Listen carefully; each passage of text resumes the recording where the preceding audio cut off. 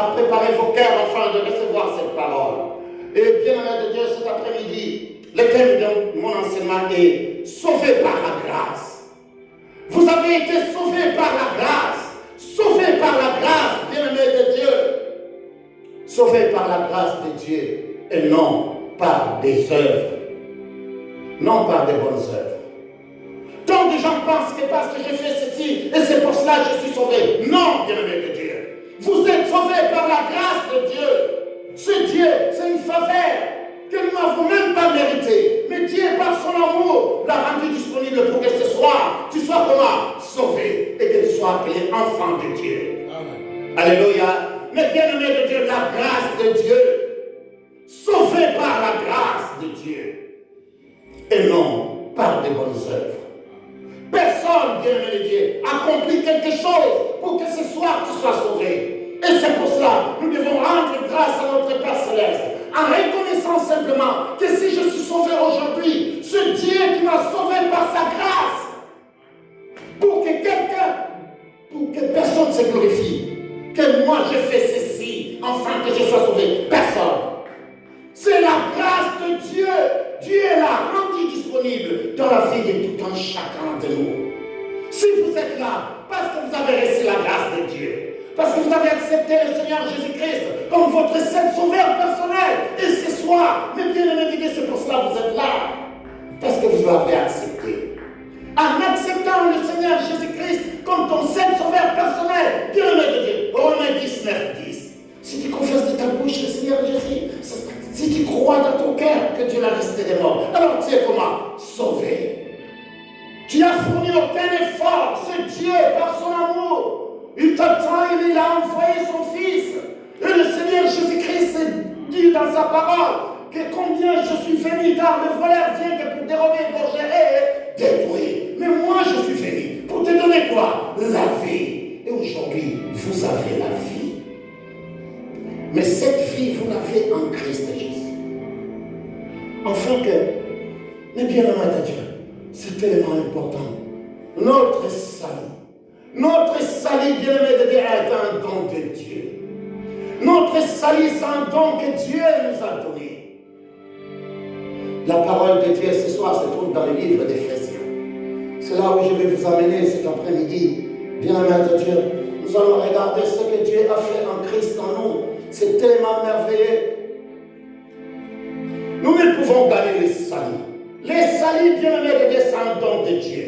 Dieu nous l'a donné en Christ Jésus, afin que notre vie soit dans l'abondance. Nous marchons, mais bien aimés de Dieu, comme les gens qui marchent dans un monde pervers et corrompu, mais qui a la lumière, qui éclaire partout où ils vont. Dans le livre d'Éphésiens chapitre 2. Éphésiens chapitre 2. Mais bien aimés de Dieu, verset de 8 à 10. Mais je crois que pour une bonne compréhension, je vais lire à partir du verset 1. Écoute ce que la parole de Dieu nous dit. Alléluia. La parole de Dieu nous dit, vous étiez morts par vos offenses et par vos péchés, dans lesquels vous marchez autrefois, selon les trains de ce monde, selon les princes de la puissance de l'air, de l'esprit qui agit maintenant dans le fils de la rébellion. Nous tous aussi, bien aimés de Dieu ici, nous étions de leur nombre. Et nous vivions autrefois selon le convoitise de notre chair, accomplissant les volontés de la chair et de nos pensées. Et nous étions par nature des enfants quoi? Des colères, comme les autres. Mais Dieu par son amour, il dit que mais Dieu qui est riche en miséricorde, à cause du grand amour dont il nous a aidés, nous qui étions morts par nos offenses, nous a rendus à la vie avec Christ. La parole de Dieu dit, c'est par quoi? C'est par la grâce que vous êtes sauvés. Il nous a ressuscités ensemble et nous a fait asseoir ensemble dans le lieu céleste où? En Jésus-Christ. Nous sommes morts, ressuscités. Quand il est mort, nous sommes morts avec lui. Quand il est ressuscité, bien aimé de Dieu, nous sommes ressuscités avec lui. Et quand il est monté, nous sommes montés avec lui, nous sommes assis. Où? À la droite du Père. Voilà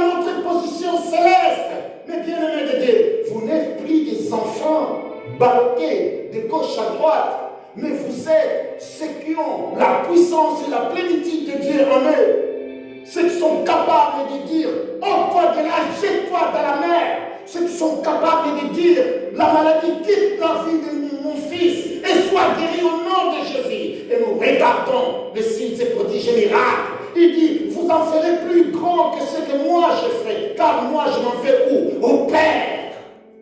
Donc aujourd'hui, les enfants de Dieu doivent s'accaparer de ce pouvoir. Les enfants de Dieu doivent s'approprier de ce pouvoir. Vous l'avez, bien-aimés de Dieu. Vous avez le pouvoir et l'autorité. C'est à nous d'utiliser ce que Dieu nous a donné. Le bien-aimé de Dieu. Écoute, il dit au verset 6, il nous a ressuscités et nous a fait asseoir ensemble dans les lieux célestes en Christ Jésus. Verset 7, afin de montrer dans les siècles à venir l'infinie richesse de sa grâce par sa bonté envers nous en Jésus-Christ. Car, voilà le verset 8, car c'est par la grâce que vous êtes comment? Sauvés.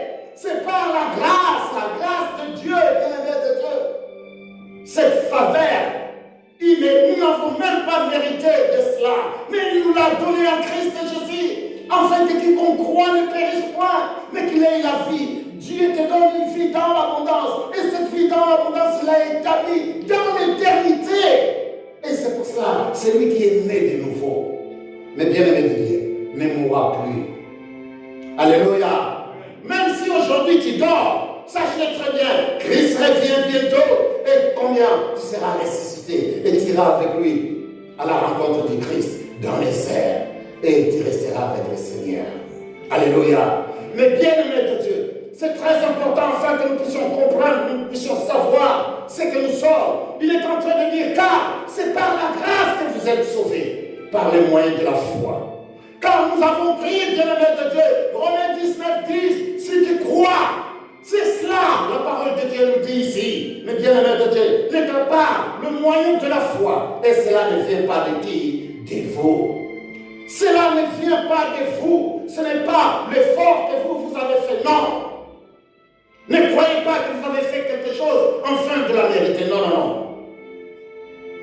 Et c'est pour cela, ce soir, Dieu est en train de dire, que combien? Car c'est par la grâce que vous êtes sauvés, par les moyens de la foi. Et cela ne vient pas de vous. C'est les dons de Dieu. Donc vous avez reçu quelque chose de Dieu. Vous avez reçu quelque chose en Christ. Il est en vous. Il est en vous aujourd'hui. Vous êtes capable, bien-aimé de Dieu, d'agir selon sa volonté. Il est en train de dire, ce n'est point par les œuvres. Enfin quoi? Afin que personne ne se glorifie. Dieu, ce Dieu, il te dit, je le fais pour que personne ne se glorifie en lui-même. Que nous parlons de la danser quand on a non, bien aimé de Dieu. Aujourd'hui, nous regardons ce qui se passe quand quelqu'un guérit un malade. Il dit, bon, moi, je vais salir, non, bien aimé, c'est pas toi, c'est Dieu. Afin que personne ne fait quoi? Ne se glorifie. Et c'est pour cela que nous regardons. Aujourd'hui, tu pries pour quelqu'un, il est guéri. Alors tu te glorifies. Dieu voit ton cœur et dit, celui-là. Et demain, quand tu viens, tu veux faire, ça ne marche pas. Demain, tu viens, tu veux faire, ça ne marche pas. Il dit, non, non, non. Il faut que j'aille trouver un vieux là-bas pour que je récupère quelque chose, pour que je sois aussi capable de combien de le faire. Et c'est pour cela les gens, les bien-aimés de Dieu, sont détruits. Parce que nous pensons que c'est nous qui accomplissons cela. Non, c'est Dieu. C'est Dieu qui accomplit. Il est en train de dire, ce n'est point par les œuvres afin que personne ne se glorifie. Car nous sommes son ouvrage ayant été créé en Jésus-Christ pour de bonnes œuvres. Voilà pourquoi tu as été fait, formé, créé, pour accomplir de bonnes œuvres, pas de mauvaises. Aujourd'hui, bien-aimés de Dieu, nous regardons ce qui se passe aujourd'hui. Nous ne sommes pas ce que nous sommes en train de faire aujourd'hui. Dieu nous a fait former pour de bonnes œuvres. Il nous a sauvés pour accomplir sa volonté. Mais aujourd'hui, nous ne l'accomplissons pas. Il nous a accomplis pour faire de bonnes œuvres, pas de mauvaises œuvres, ce que nous sommes en train de regarder aujourd'hui. nous voulons que la gloire de Dieu s'élève dans notre vie. Il est en train de dire, quand nous sommes son ouvrage, tu es l'ouvrage de Dieu. Alors accomplissons la volonté de Dieu. Il est en train de dire ici, car nous sommes son ouvrage ayant été créé en Jésus-Christ pour de bonnes œuvres, que Dieu a préparé d'avance, afin que nous faisons quoi? Nous les pratiquions. Dieu veut que nous accomplissions, mais bien aimé de Dieu, cette mission, cette tâche qu'il nous a donnée d'accomplir, bien aimé de Dieu, sa volonté, la volonté de Dieu. Mais comment?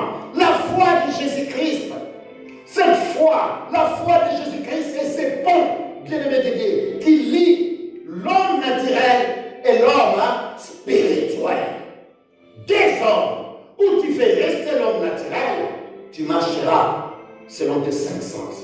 Où tu fais devenir l'homme spirituel, mais bien aimé de Dieu, la nature et ce qui est naturel et ce qui est spirituel, il y a un pont qui est au milieu, qui est qui? Christ et Jésus. Et Christ et Jésus nous lient ensemble tous les deux.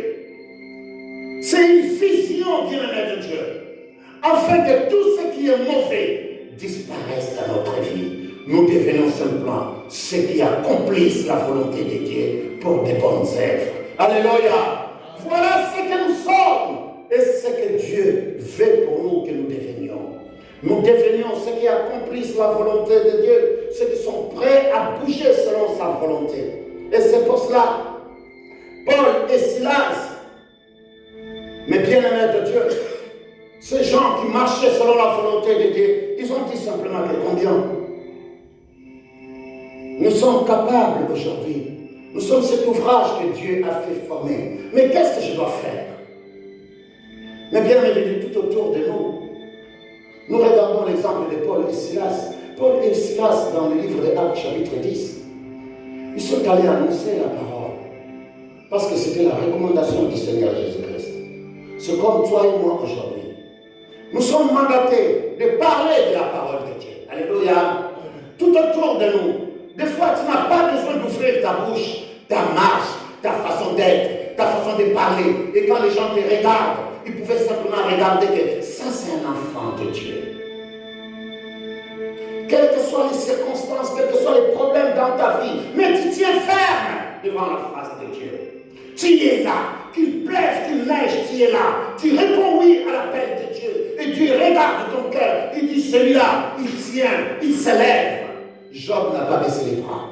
Alors ne baisse pas les bras aujourd'hui. Car tu n'as même pas eu même la moitié, même un peu, même un dixième de ce que Job a souffert. Alléluia. Nous allons dire, ah, ma vie est devenue trop difficile, ma vie. Non, bien-aimé de Dieu, ta vie n'est pas devenue difficile. Il te dit simplement, lève-toi et marche. Lève-toi et marche. Et lui qui est le créateur des cieux et de la terre, il sait ce que tu es en train de faire. Que celui-là, il tient. Elle tient ferme. Quelles que soient les attaques, même. Il est là. Alors, bien-aimé de Dieu, écoute la parole de Dieu dans le livre de Actes chapitre 16. Actes chapitre 16, bien-aimé de Dieu. Notre Père Céleste, il est le Dieu créateur des cieux, de la terre et de tout ce qui s'y trouve. Actes chapitre 16, verset 31.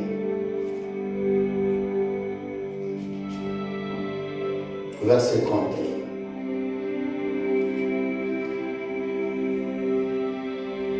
Il dit, Paul et Silas répondit, crois au Seigneur Jésus-Christ et tu seras comment sauvé, toi et ta famille. Crois. Il dit crois. Crois au Seigneur Jésus. Crois au Seigneur Jésus-Christ. Toi et ta famille, toi et ta maison, vous serez comment sauvés. Aujourd'hui, bien-aimé de Dieu, tu représentes ta famille. Et cette famille que Dieu t'a donnée, c'est à toi d'y prendre soin. C'est à toi de se lever maintenant de dire, ok, ça c'est ma famille. Je vais vers mon Père Céleste. Père, prends soin de ma famille, car cette famille m'appartient. Cette famille que tu m'as donnée. Et nous devons élever nos voix afin de dire, Père, je sais que je peux faire tout ce que tu t'as promis dans ta parole. Alors je viens auprès de toi. Fais le maximum que tu peux faire dans ta vie. Qu'est-ce que je peux faire afin d'avoir ce que Dieu a dit dans sa parole? Les promesses de Dieu sont là. Il t'a dit tu dois être prospère à tous égards. Sois prospère et sois en bonne santé. Et toutes ces choses-ci ne sont pas là. Alors il y a quelqu'un qui vient pour dérober, égorger et détruire. Car Jésus-Christ est venu nous donner la vie. Et pourquoi cette vie dans l'abondance n'est pas là? Il dit dans le livre de Malachie, mettez-moi de la sorte comment? À l'épreuve. Et que je n'ai jamais changé. Je suis le même hier, aujourd'hui et éternellement. Ce qu'il a fait avant, il est capable de le faire aujourd'hui dans ta vie. Et c'est pour cela, la parole de Dieu dans le livre de Jean chapitre 14, verset 12. Il dit en vérité, je vous l'ai dit. Alléluia. En vérité, je vous l'ai dit. Qu'est-ce qu'il dit le Seigneur Jésus-Christ? Le Seigneur Jésus-Christ, mais bien aimé de Dieu, est en train de nous dire, en vérité, je vous l'ai dit dans le livre de Jean chapitre 14, verset 12. Écoute ce qu'il est en train de dire, au verset 12. Il dit,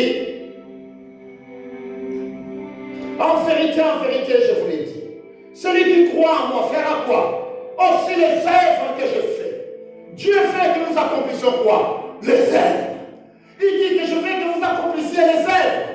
Les œuvres. Mais ici, le Seigneur Jésus-Christ est en train de dire en vérité, je vous l'ai dit.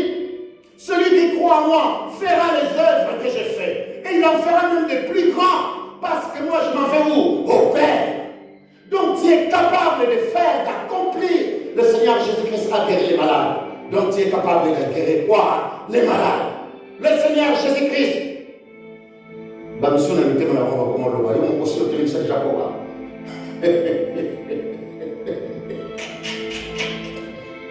Les bien-aimés de Dieu, les boiteux, Jésus-Christ les aveugles, il les a guéris. Et il dit même que vous en ferez plus grand que ce que moi j'ai fait. Il a annoncé la parole bien-aimée de Dieu. Et les gens ont reçu sa parole. Il dit aujourd'hui tu es capable de le faire. Car tu as été sauvé pour accomplir les œuvres. Mais tu n'as pas été sauvé pour tes œuvres que tu as accomplies. Non. Tu n'es pas sauvé par des œuvres. Mais tu as été sauvé par la grâce pour accomplir quoi? Les œuvres de Dieu. Voilà le pourquoi. Mais bien aimé de Dieu, tu as été fait, formé, créé. Ce Dieu, il est là. Il te dit simplement, je suis avec toi. Si tu veux accomplir mes œuvres, je vais t'accompagner partout où tu es. Il t'accompagne. Il est avec toi. Il te dit, mais je suis là, ne crains pas. Tu arrives comme ça, tu regardes. Oui, malade, il y en a beaucoup. Mais ce n'est pas toi, bien-aimé de Dieu. Quand tu dis simplement, malade, il y en a beaucoup, big say. Donc, quand on met la place, il y a un arbre. Non, ce n'est pas toi, mais bien-aimé de Dieu. C'est Dieu. Donc, Dieu dit, qu'est-ce qui est? Tout ce qui est impossible à l'homme est possible à qui? À Dieu. Rien n'est étonnant devant le Père. Rien. Il dit simplement, tu as été sauvé pour accomplir les œuvres. Et les œuvres sont là maintenant. Mets-toi au travail. Mets-toi au travail, mon frère. Mets-toi au travail, ma sœur, car le travail est là. Dieu veut que nous accomplissions les choses. Mets-toi au travail.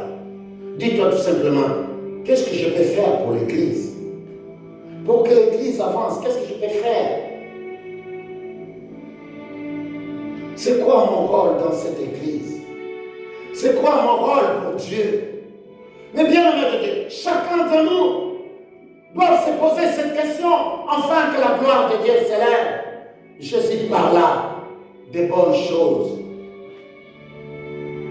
que nous devons faire.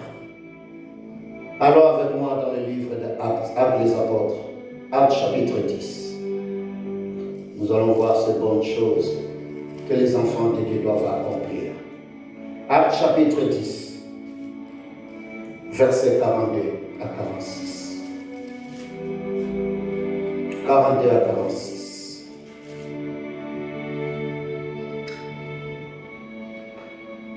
Et Jésus nous a ordonné.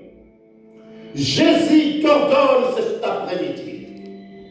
Et si nous regardons, Pierre est en train de dire, et Jésus nous a ordonné de prêcher au peuple et attester que celui qui a été établi par Dieu, juge des vivants et des morts.